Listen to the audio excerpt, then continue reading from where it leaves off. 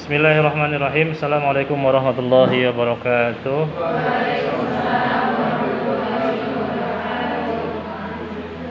Bismillah, alhamdulillah, wassalatu wassalamu ala rasulillah wa ba'd. Alhamdulillah, pada kesempatan kali ini kita dapat bertatap muka dalam rangka pada kesempatan kali ini kita akan membahas tentang teori ekonomi Islam. Seperti biasa dalam mata kuliah teori ekonomi Islam ini,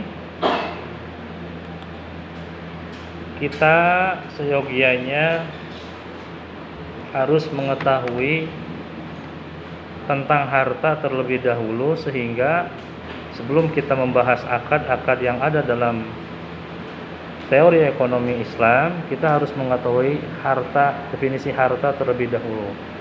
Karena ekonomi ini erat kaitannya pembahasannya tentang harta. Ya. Jadi erat kaitannya tentang harta. Alangkah lebih baiknya kita memahami tentang harta. Coba kita buka salah satu yang saya kirimkan, yaitu teori harta. Sudah ada? Silahkan dibuka. Baik, teman-teman yang saya hormati, mahasiswa-mahasiswi, dalam teori harta ini ada beberapa definisi. Yang pertama, definisi yang disampaikan oleh Dr. Abdul Karim Zaidan dari kalangan Hanafiyah.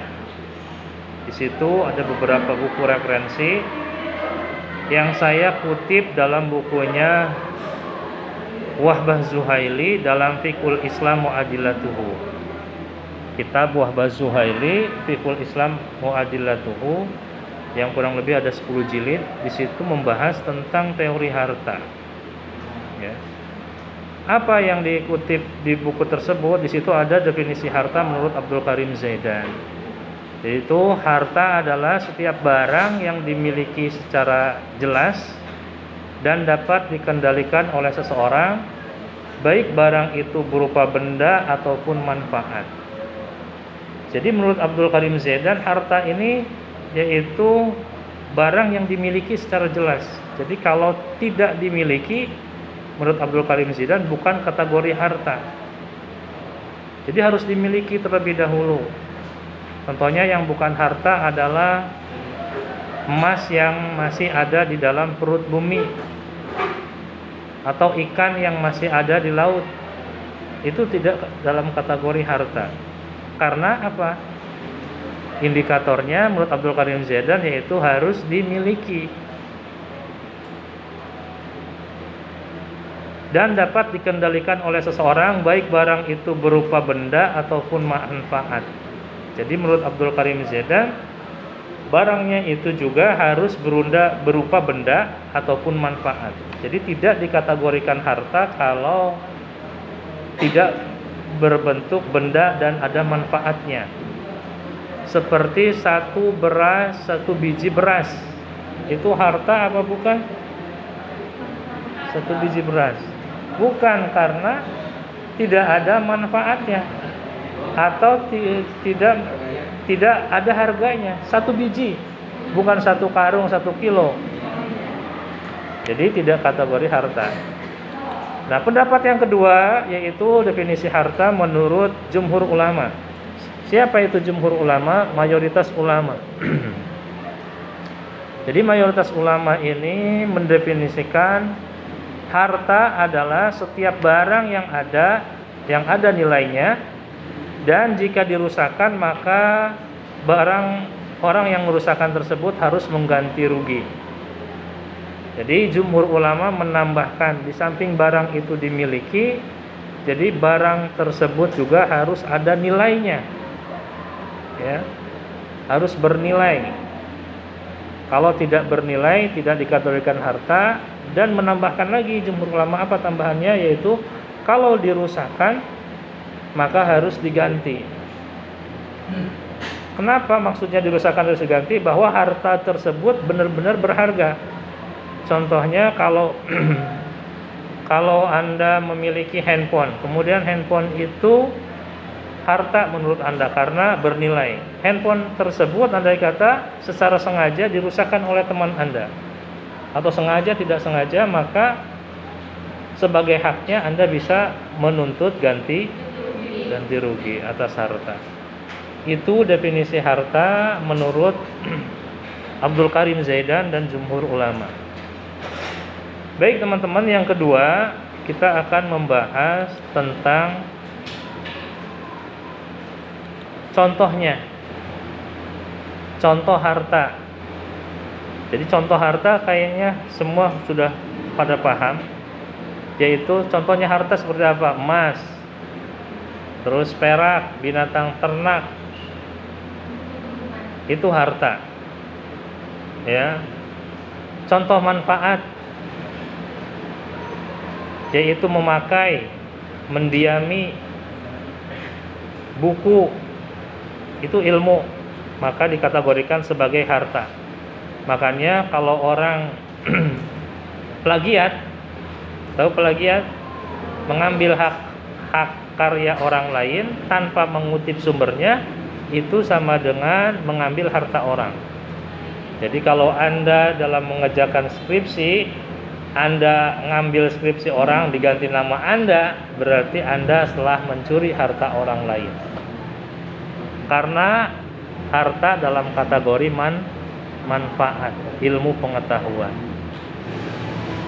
Ya, jadi jangan coba-coba ketika Anda menulis skripsi, kemudian Anda plagiat.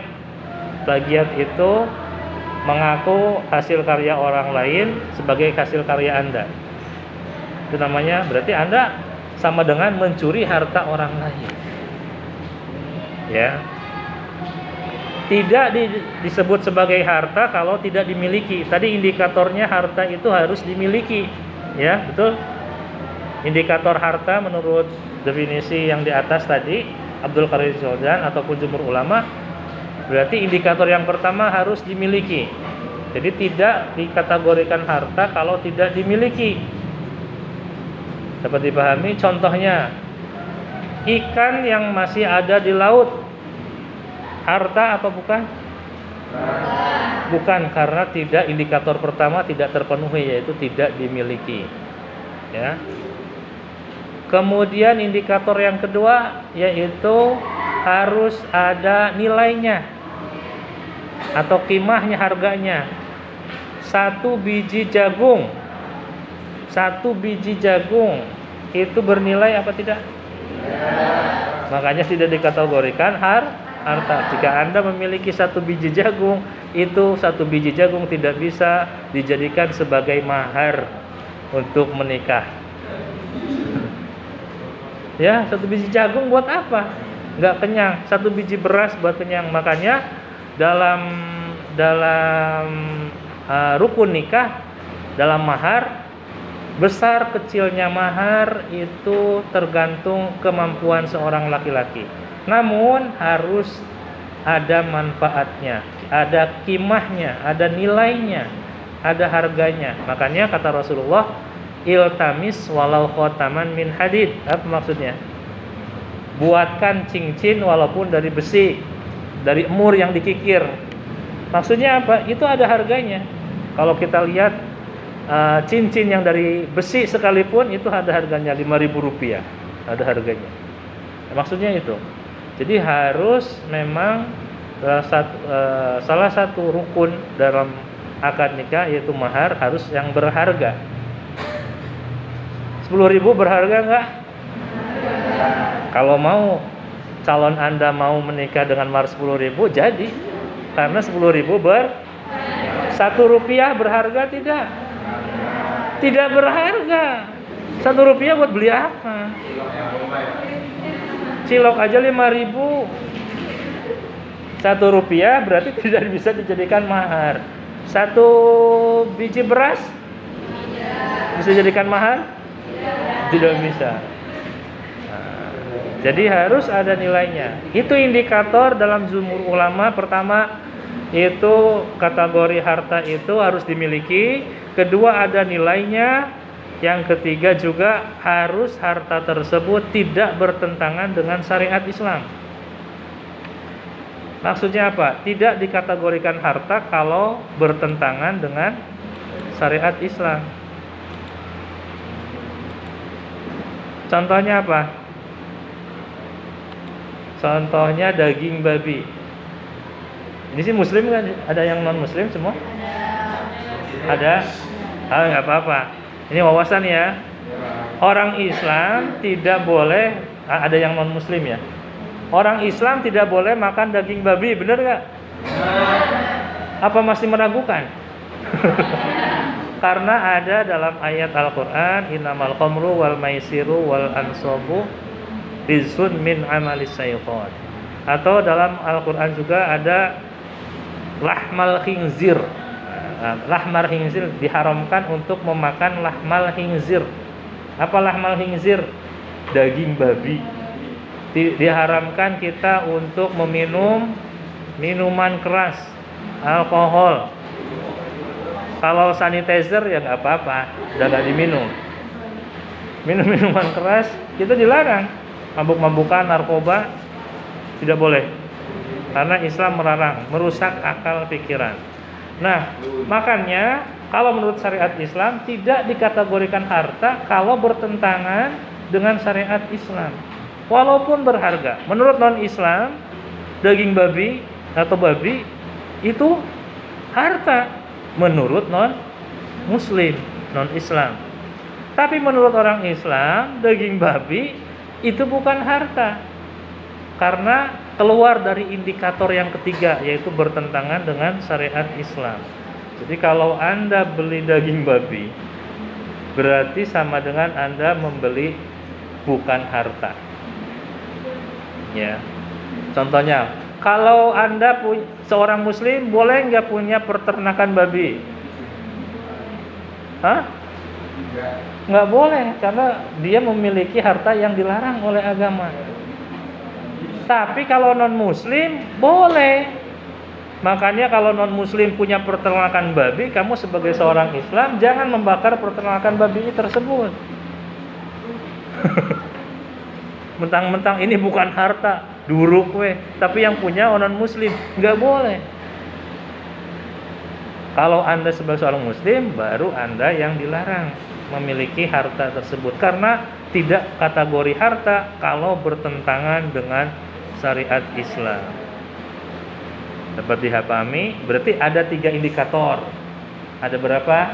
3. Supaya dikategorikan harta. Pertama harus dimiliki. Ya. Kalau belum dimiliki, berarti bukan harta. Yang kedua harus ada nilai, ada harganya, ada kimahnya. Ada kimah, bahasa Arab itu kimah itu nilai. Jadi kalau tidak bernilai, buat apa? Yang indikator ketiga tidak bertentangan dengan syariat Islam. Coba saya contohkan udara. Udara ini supaya jadi harta seperti apa? Udara ini bebas, anugerah dari Tuhan, dari Allah. Kita bisa menghirup udara secara bebas. Tapi udara ini bisa juga jadi harta yang bernilai jika dimasukkan ke dalam tabung, dijual. Jadi tabung oksigen 500.000 per tabung. Karena udara yang sudah dikemas, yang sudah dimiliki. Makanya kalau Anda mau jualan udara, tangkap dulu udara. Tak pakai galon, pakai apa terserah. Pakai taki kresek. Bahkan di luar negeri itu yang polisinya tinggi itu sampai ada dijual udara yang dari pegunungan. Kalau Anda gratis tinggal naik ke Lembang, ke Puncelut, ke mana, naik ke atas bukit, tinggal hirup sepuasnya. Di sana itu yang nggak punya bukit, itu udara itu dimasukkan ke dalam tabung, dijual udara pegunungan, seperti jualan aqua. Hah? Nah, itu tambah ban juga sama, itu udara yang sudah di oksigen yang sudah di jadi apa namanya? Ya, yang sudah dikemas. Ya, jadi tidak dikategorikan harta kalau memang belum dikemas, belum dimiliki. Burung juga sama. Bebas, yang burung yang berkeliaran itu bukan harta. Kalau supaya jadi harta harus diapain? Ditangkap dulu, masukkan ke sangkar burung baru dijual. Masukkan ke penggorengan baru jadi burung bakar, burung goreng, ya apa-apa. Jadi harta. Nah, dari definisi harta dan sebagian contoh harta dapat dipahami, teman-teman mahasiswa. Insyaallah ya. Next. Nah, selanjutnya yaitu jenis harta dan pembagian harta. Jadi harta ini dapat dibagi-bagi, dikelompokkan sesuai dengan jenis dan golongannya. Siapa yang sudah tahu? Belum? Nah, ada di PowerPoint ya, sambil dibuka sambil dijelaskan. Yang pertama yaitu harta yang bernilai. Mutaqawwim. Mutaqawwim ini bahasa Arab artinya qimah. Mutaqawwim. Tadi di definisi juga ada, harus bernilai. Mutaqawwim, harta yang bernilai. Yang kedua yaitu harta tidak bernilai. Kebalikannya, ghairu mutaqawwim, atau harta tersebut tidak bernilai. Jadi harta yang bernilai itu yaitu harta yang dapat dicapai dan diperoleh oleh manusia dengan sebuah upaya dan diperbolehkan menurut syariat Islam, baik makanan, pakaian dan sebagainya.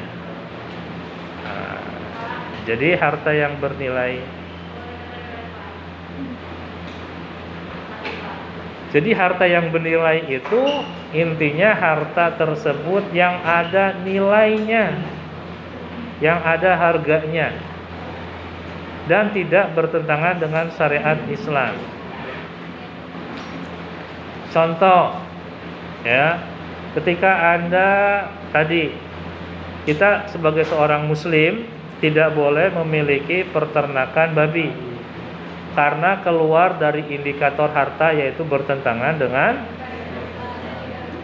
Boleh enggak kita menjual minuman keras atau narkoba? Tidak boleh, karena bertentangan dengan syariat Islam, yaitu wajib menjaga akal. Akal ini harus dijaga. Daruriyatul khamsah, ada 5 kategori yang wajib dijaga bagi seorang muslim. Salah satunya menjaga akal. Akal harus dijaga, tidak boleh dirusakkan. Akal titipan dari Allah, dijaga. Jangan sampai Anda gila. Jangan sampai kamu dirusak dengan mabuk-mabukan atau minuman keras dan narkoba dan sebagainya. Itu makanya ada hukumannya. Dalam Islam ada hukumannya bagi orang yang mabuk-mabukan, yang merusak akalnya. Bukan hanya mabuk-mabukan, semua yang merusak akal, baik dengan minum alkohol atau narkoba dan sejenisnya. Baik teman-teman, itu harta yang bernilai. Yang tidak bernilai ya tadi kebalikannya. Jadi belum dicapai dengan suatu usaha dan belum berada sepenuhnya dalam genggaman kepemilikan dan tidak bertentangan dengan syariat Islam. Mutiara yang masih ada di dasar laut, harta bukan? Bukan. Minyak atau gas yang ada masih di dalam perut bumi, harta apa bukan? Bukan. Jadi tidak kategori harta. Baik, itu paham ya. Jadi mutaqawwim dan ghairu mutaqawwim, harta bernilai dan tidak bernilai. Jenis harta yang kedua, teman-teman, yaitu harta bergerak dan harta tidak bergerak. Kayaknya sudah dapat dipahami ya. Jadi harta bergerak ini harta yang dapat dipindahkan dari tempat yang satu ke tempat yang lainnya. Dari tempat yang satu ke tempat yang lainnya. Mobil harta bergerak apa tidak bergerak? Nah,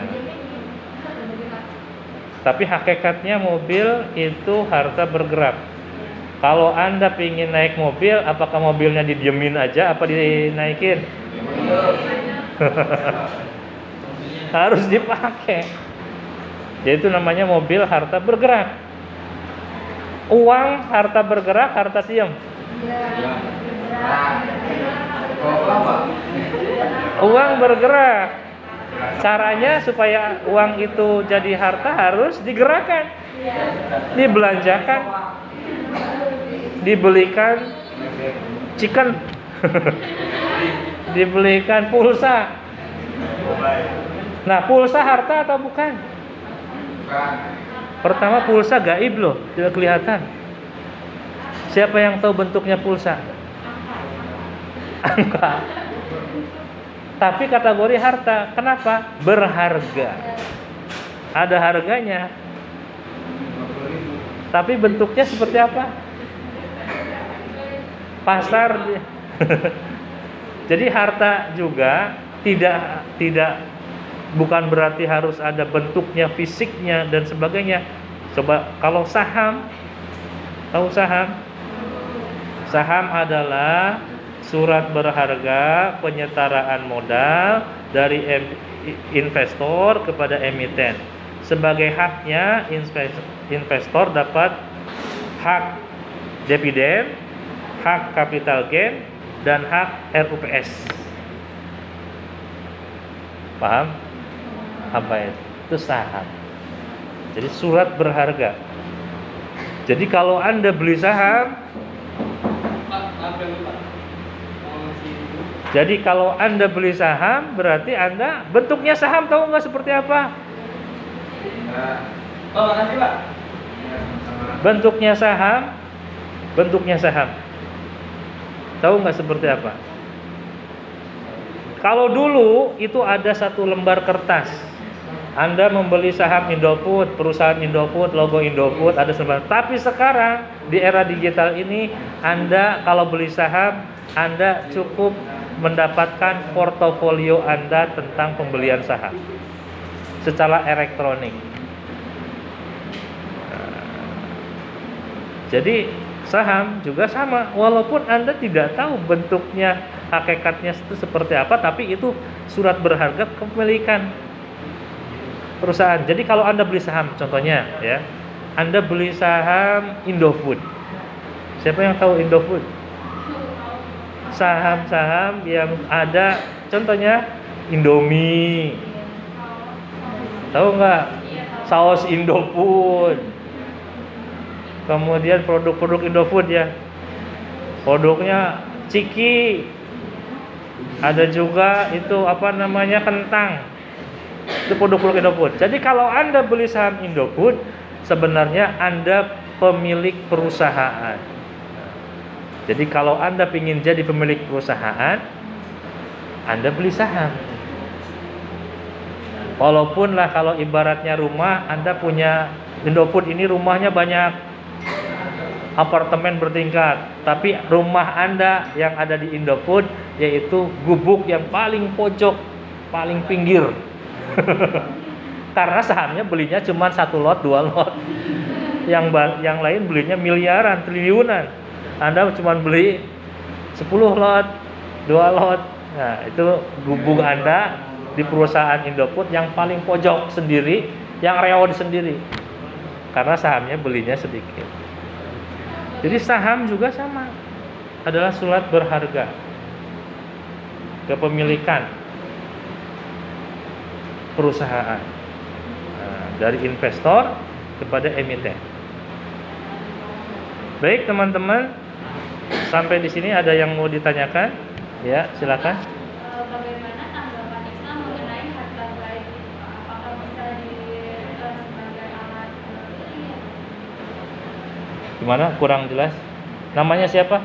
Ya, Tiara Berlianti Soedi. Tiara, nama Tiara. Kemudian soalnya? Bagaimana tanggapan Islam mengenai harta gaib tersebut? Apakah bisa Kategorikan harta atau bukan? Oke. Jadi di era digital ini, Ini dengan definisi baru, harta gaib. Harta gaib itu apa? Harta dalam bentuk digital. Seperti Anda memiliki saham, contohnya Bitcoin. Kemudian yang sekarang itu cryptocurrency, ya. Itu apakah itu kategorinya harta apa bukan? Kita lihat di ketiga indikator tersebut. Indikator pertama, tadi definisi harta itu harus dimiliki. Pertanyaannya, kriptonya punya siapa? Punya Anda atau punya orang lain? Kalau kita yang memiliki kripto berarti selesai. Yang pertama berarti indikator pertama tentang harta lewat. Yang kedua, ada harganya enggak? Jika kalau Anda punya kripto, bisa dibelikan sesuatu enggak? Berharga enggak? Bisa. Beli mobil pakai uang kripto, tapi sekarang Elon Musk tidak boleh beli mobil listrik Tesla pakai kripto. Tapi ya perusahaan yang lain masih bisa menerima. Jadi kripto bisa dibelikan barang. Ya. Masuk gak kategori yang kedua? Masuk. Dapat berharga dan juga dimiliki. Kategori ketiga, nah ini yang agak berat. Bertentangan tidak dengan syariat Islam. Makanya sebagai contoh tadi saham. Saham itu hanya bentuknya portofolio, cek bentuknya itu print-printan sebagai kepemilikannya, perusahaannya di sana. Anda cuma dapat you have one lot Indofood. Kamu punya satu lot Indofood. Di situ ada di portofolio Anda. Seharga 500.000 per lot. Nah, kata di situ ada harganya. Emang itu punya Anda belinya ketika itu pakai uang. Kemudian Anda buka RDN, kemudian Anda transfer RDN itu, rekening dana nasabah itu, ke perusahaan untuk membeli saham Indofood. Jadi itu uang Anda. Jadi itu harta Anda. Nah, nyawan pertanyaannya, Indofood ini masuk kategori saham syariah apa bukan? Bertentangan dengan syariah Islam atau bukan? Karena seorang muslim Anda. Benar nggak? Nah, kita cek saham Indofood. Menurut Otoritas Jasa Keuangan itu ada 2 proses screening. Ada 2 proses screening. Kalau lolos, maka dia akan menjadi saham syariah dan masuk kepada DES. Apa itu DES? Daftar Efek Syariah atau ISSI, Indeks Saham Syariah Indonesia. Indofood itu masuk kategori saham syariah. Proses pertama lolos yaitu screening kuantitatif. Screening apa? Screening kuantitatif. Orang akuntansi nih. Screening kuantitatif. Syarat menurut OJK agar lolos screening kuantitatif, pertama total aset dengan hutang tidak lebih banyak hutangnya, tidak melebihi 45%. Jadi kalau hutangnya lebih banyak daripada asetnya, pasti didepak dari saham syariah. Indofood ternyata laporan keuangannya hutangnya masih lebih kecil daripada aset yang dia punya. Aset yang dia punya saham Indofood kurang lebih 100 triliun, hutangnya andai kata cuma 2 triliun. Berarti masuk enggak itu? Lolos enggak proses screening kuantitatif? Lolos. Belum selesai, itu namanya proses screening kuantitatif. Satu lagi proses screening kuantitatif, apakah pendapatan non halalnya lebih dari 10%? Pendapatan non halal itu seperti apa? Dia menggunakan jasa perbankan konvensional contohnya, atau memang produknya ada produk yang menggunakan daging babi. Indofood tidak ada. Pendapatan non halalnya lolos, tidak lebih dari 10%. Coba Indofood, bahan mie apa? Mie bahannya apa? Tepung halal apa haram? Nah ini baik, mungkin ini perkenalan dulu ya teman-teman. Terima kasih.